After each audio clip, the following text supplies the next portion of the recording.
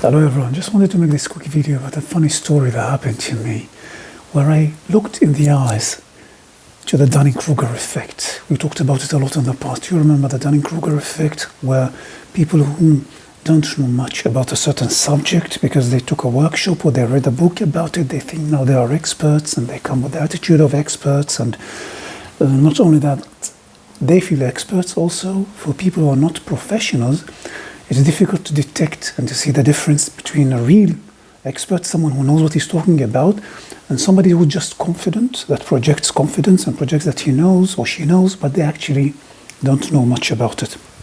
Anyway, a funny story that happened to me. I don't want to insult anyone and I don't want to hurt anyone's feelings, so I will not mention names.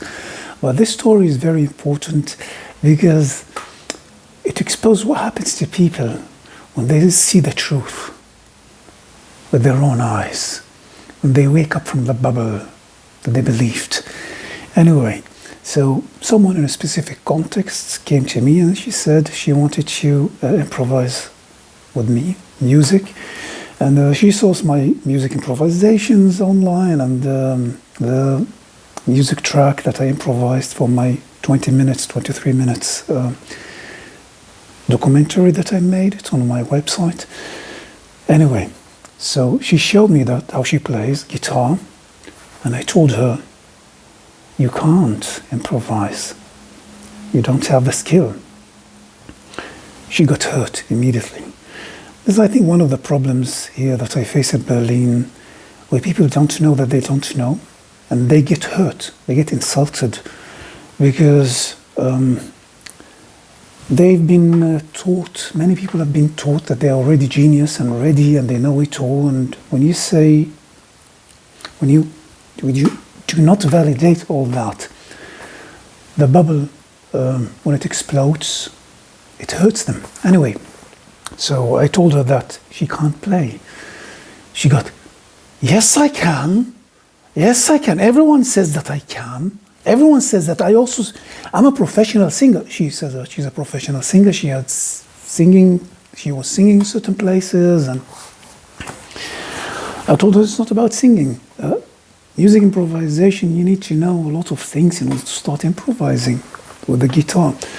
Now, me myself, I know music. I studied music, yet I do not call myself a musician. So I'm also very humble and careful with but in order to improvise, if there's musicians that are listening to this video, they would know how complicated it is. You need to know a lot of things. You need to know music theory, harmony. You need to know scales and a lot of things.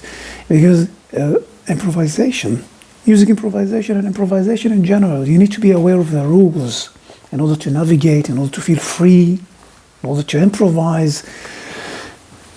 Improvisation without knowing the rules, it is like what happened in this story. And she got hurt, she got insulted, and she turned things against me, that I'm somebody who's mansplaining, someone who was trying to put her down and to invalidate her skills. And all the insecurities that those people have, they started to project them on me. And I had then to do something in order to save myself from this accusation, and also in order to show the truth. I was curious to know what happens when she sees the truth with her own eyes. So I told her that, okay, let's do such a thing. I brought my tablet, my device or whatever, and I just played a backing track. And I improvised with a backing track. And she says, okay, I thought, okay, now it's your turn, please. And she tried, oh, there's no harmony. Things do not harmonize. What happened? What just happened?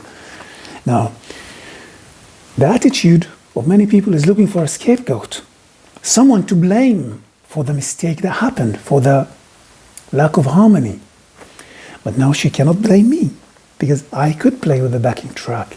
She could not. And there's not she versus me, it's her versus the backing track. Any harmony on this, or this harmony that happens, is the outcome of their actions, of her actions. So that moment, She got confused. She's looking for a scapegoat, but there's no rational justification why it should be me, because she cannot improvise and she cannot create harmonies with the backing track.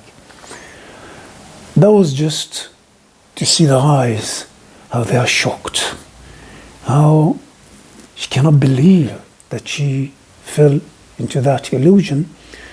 However, like typical people that I experienced in Berlin, instead of acknowledging what happened, instead of saying, oh, actually I didn't know, and you knew it, I didn't know.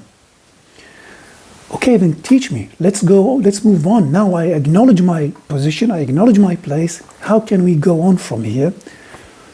She got hurt, she got insulted. She doubled down and she went out telling people weird stories. It's funny because this attitude is being a bad student.